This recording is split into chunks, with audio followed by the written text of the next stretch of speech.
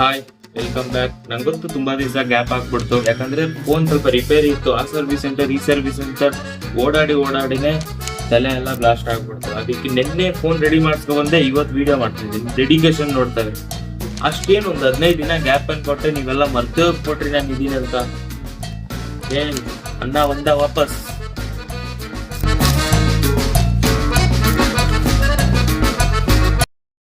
ಸ್ವಲ್ಪ ಹುಷಾರಿರ್ಲಿಲ್ಲ, ಟೈಫಾಯ್ಡ್ ಇತ್ತು. ಇವಾಗ ವಾಸಿ ಆಗಿದೆ, ಆದ್ರೆ ಎನರ್ಜಿ ಡೌನ್ ಆಗ್ಬಿಟ್ಟಿದೆ. ಮೊದ್ಲೇ ತರ ಪವರ್ ಇಲ್ಲ. ಎನರ್ಜಿ ಇನ್ಕ್ರೀಸ್ ಮಾಡ್ಕೋಬೇಕಂದ್ರೆ ಒಂದೇ ಸೊಲ್ಯೂಷನ್, ಜಿಮ್ಮಿಗೆ ಹೋಗ್ಬೇಕು. ನಿಮ್ಗಣಿಸ್ತಾ ಇರುತ್ತೆ ಏನಪ್ಪ ದುಡ್ಡು ಗಿಡ್ ಬಂದ್ಬಿಟ್ಟಿದೆ, ರಿಂಗ್ ಲೈಟ್ ಎಲ್ಲ ಎಸ್ಕೋಬಿಟ್ಟವನೆ. ರಿಂಗ್ ಲೈಟ್ ಅಲ್ವೇ,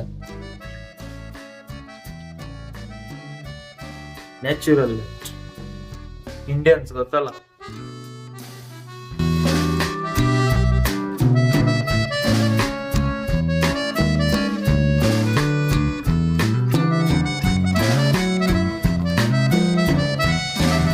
हजार के शूज है, 80,000 के. ಈ ನಡುವೆ ವೆದರ್ ನಂಬಕ್ಕೆ ಆಗಲ್ಲ, ಸ್ಪೆಷಲಿ ಬೆಂಗಳೂರಿಗೆ. ಯಾವಾಗ ಬೇಕಾದ್ರೂ ಮಳೆ, ಯಾವಾಗ ಬೇಕಾದ್ರೂ ಬಿಸಿಲು.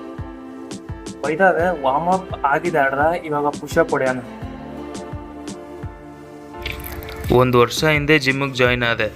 ಸ್ಟಾರ್ಟಿಂಗಲ್ಲಿ 20ರಿಂದ 30 ಪುಷಪ್ಸ್ ಹೊಡಿತಿದ್ದೆ ಕಷ್ಟಪಟ್ಟು. ಟೈಮ್ ಹೋಗ್ತಾ ಟೆಕ್ನಿಕ್ಸ್ ಎಲ್ಲ ಗೊತ್ತಾಯ್ತು. ಇನ್ಕ್ರೀಸ್ ಆಗ್ತಾ 80ರಿಂದ 90 ಪುಷಪ್ಸ್ ಹೊಡೆಯೋ ಸ್ಟಾರ್ಟ್ ಮಾಡಿದೆ ವಿತೌಟ್ ರೆಸ್ಟ್. ಸ್ಟಾರ್ಟ್ ಮಾಡಿದಾಗ ಅನ್ಕೊಂಡಿದ್ದೆ ಇಷ್ಟು ಹೊಡೆಯೋಕೆ ಆಗೋದಿಲ್ಲ ಅಂತ. ಆಮೇಲೆ ಟೈಮ್ ಹೋಗ್ತಾ ಗೊತ್ತಾಯ್ತು ಇದು ತುಂಬ ಈಸಿ. ಆಮೇಲೆ ಇನ್ನೊಂದು ನಾಲೆಜ್ ಸಿಕ್ತು ನನಗೆ, ಕನ್ಸಿಸ್ಟೆನ್ಸಿ ಇದ್ದರೆ ಮಾತ್ರ ಹಿಂಗಾಗಕ್ಕೆ ಸಾಧ್ಯ. ಒಂದು ಸ್ವಲ್ಪ ಗ್ಯಾಪ್ ಕೊಟ್ರೇನು ತುಂಬ ಹೋಗ್ಬಿಡುತ್ತೆ. ನನಗೆ ಟೈಫಾಯ್ಡ್ ಇತ್ತು, ನಾನು 1 ಮಂತ್ ಗ್ಯಾಪ್ ಕೊಟ್ಬಿಟ್ಟೆ. ಆ 1 ಮಂತ್ ಫುಲ್ಲು ನಾನು ಬೆಡ್ ರೆಸ್ಟ್ ತೊಗೊಂಡೆ. ಆ 1 ಮಂತಲ್ಲಿ ಮಸಲ್ ಎಲ್ಲ ಡಿಕ್ರೀಸ್ ಆಗಿಬಿಡ್ತು. ಇವಾಗಿಂದ ಕನ್ಸಿಸ್ಟೆನ್ಸಿ ಮಾಡಿದ್ರೆ ಏನೋ ಆಗೋದು ಸಾಧ್ಯ ಇದೆ, ಇಲ್ಲಾಂದರೆ ಅದು ಆಗೋದಿಲ್ಲ. ನನ್ನ ಕಡೆಯಿಂದ ನಾನು 100% ಕೊಡ್ತೀನಿ.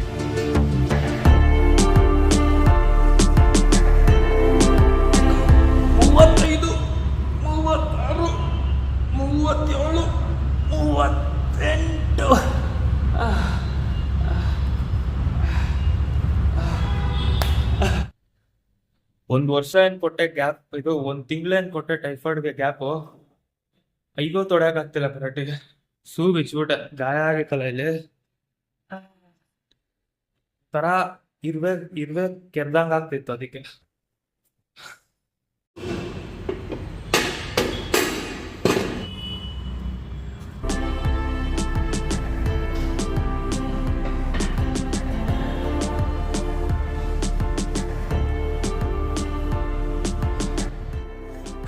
ವಾರ್ಮಪ್ ಅಲ್ಲೇ ಅರ್ಧಕ್ಕೆ ಹೋಗ್ಬಿಡ್ತು. ಇವತ್ತು ಚೆಸ್ಟ್ ಹೊಡಿತೀನಿ, ಅಪ್ಪರ್ದು 10 ತಿಕ್ಕೊಂಡು ಹೊಡಿತೀನಿ. ಯಾಕಂದ್ರೆ ಜಾಸ್ತಿ ಹೊಡೆಯಕ್ಕೆ ಹೋದ್ರೆ ಅದ್ಯಾರು ಸಪೋರ್ಟ್ ಕೊಡಕ್ಕಿಲ್ವಲ್ಲ. ಏನಾದ್ರು ಬಿದ್ದಿದ್ದು ಹೋಗ್ಬಿಟ್ಟು ಸತಿಗಿದ್ದು ಹೋಗ್ಬಿಟ್ರಿ ಯಾರು ಕೇಳೋರಿಲ್ಲ. ಮತ್ತೆ ಸಾಯಂಕಾಲ ಬಂದ್ಬಿಟ್ಟು ಜಿಮ್ ಓಪನ್ ಮಾಡಿದ್ರೆ ನನ್ನ ಡೆಡ್ ಬಾಡಿ ಎಲ್ಲೇ ಬಿದ್ದಿದ್ದು ಹಂಗೆ ಹೇಳ್ಕೊಬಿಡ್ತು.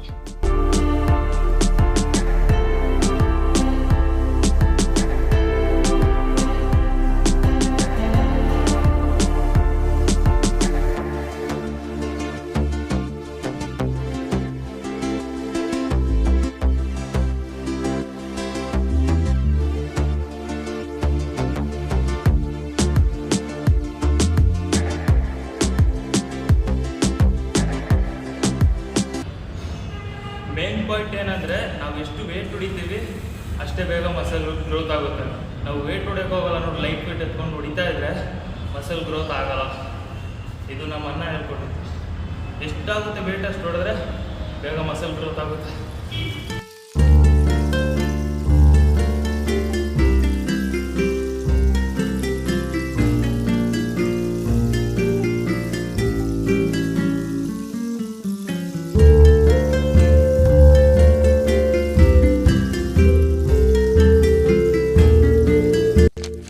ಸತಿ ಲೆಗ್ ಸ್ಕಿಪ್ ಆಗ್ಬಿಡ್ತು, ಅನ್ಕೊಂಡೆ ಈ ಸತಿ ಮಾಡೋಣ ಅಂತ. ನೋಡಿದ್ರೆ ಈ ಸತಿನೂ ಸ್ಕಿಪ್ ಆಗ್ಬಿಡ್ತು, ಚೆಸ್ಟಿಗೆ ಬಂದ್ಬಿಟ್ಟೆ ಡೈರೆಕ್ಟ್. ನೆಕ್ಸ್ಟ್ ಸತಿ ಪಕ್ಕ ಕಂಪಲ್ಸರಿ ಮಾಡೋಣ. ಇಲ್ಲ ಡೈಲಿ ಎಲ್ಲ ಆದ್ಮೇಲೆ ಒಂದೊಂದೇ ಚೆಸ್ಟ್, ಒಂದೊಂದೇ ಲೆಗ್ ಎಕ್ಸರ್ಸೈಸ್ ಮಾಡ್ಕೊಂಡು ಹಂಗೆ ಹೋಗ್ಬಿಡೋಣ. ಅಂದ್ರೆ ನಾರ್ಮಲ್ ಹಿಂಗೆ ಬೈಸಿಪ್ಸ್ ಇರುತ್ತೆ, ಬೈಸಿಪ್ಸ್ ಆದ್ಮೇಲೆ ಒಂದು ಎಕ್ಸ್ಟ್ರಾ ಲೆಗ್ದೊಂದು ಮಾಡ್ಬಿಟ್ಟು ಹಂಗೆ ಹೋಗೋಣ.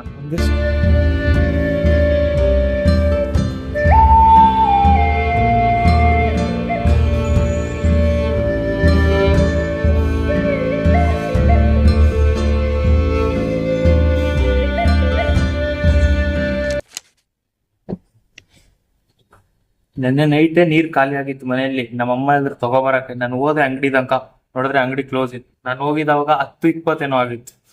ಮನೇಲಿ ಎಲ್ಲಾರು ಬೈದ್ರು. ಅವರು ಬೇಗನೆ 7 ಗಂಟೆಗೆಲ್ಲ ಹೇಳಿದ್ರು ತಗೋಬರಕ್ಕೆ. ಆದ್ರೆ ನಾನು ಹೋಗಿದ್ ಲೇಟ್ಗೆ. ಏನ್ ಮಾಡ್ತಿದ್ದೆ ಅದಕ್ಕೆ ಇವಾಗ ಬೆಳಿಗ್ಗೆ ಹೋಗೋಣ. ಎಲ್ಲಾರು ಮನೆಯಲ್ಲಿ ಕೋಪದಲ್ಲಿದ್ದಾರೆ.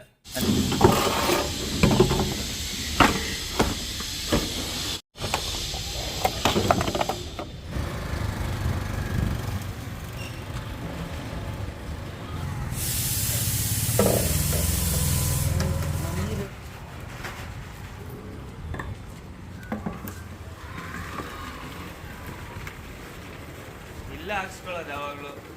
ಈ ಕಮ್ಮಿ ರೇಟ್ಗೂ ಕೊಡ್ತಾರೆ. ಏನ್ನ ಬ್ರೋ? ನೀರಾ ನೀರಾ? ಕಮ್ಮಿ ರೇಟ್ಗೂ ಕೊಡ್ತಾರೆ, ಮತ್ತೆ ಚೆನ್ನಾಗಿರುತ್ತೆ. ನೀರು ಟೇಸ್ಟ್ ಚೆನ್ನಾಗಿರುತ್ತೆ. ನೀವು ಹೇಳ್ತೀರ ನೀರಲ್ಲಿ ಏನು ಟೇಸ್ಟ್? ನೀರಲ್ಲಿ ಟೇಸ್ಟ್ ಇರುತ್ತೆ. ಬೋರ್ ನೀರು ಮತ್ತೆ ಬಿಸಿಲೇರಿ ನೀರು ತುಂಬಾ ಡಿಫ್ರೆಂಟ್ ಇರುತ್ತೆ.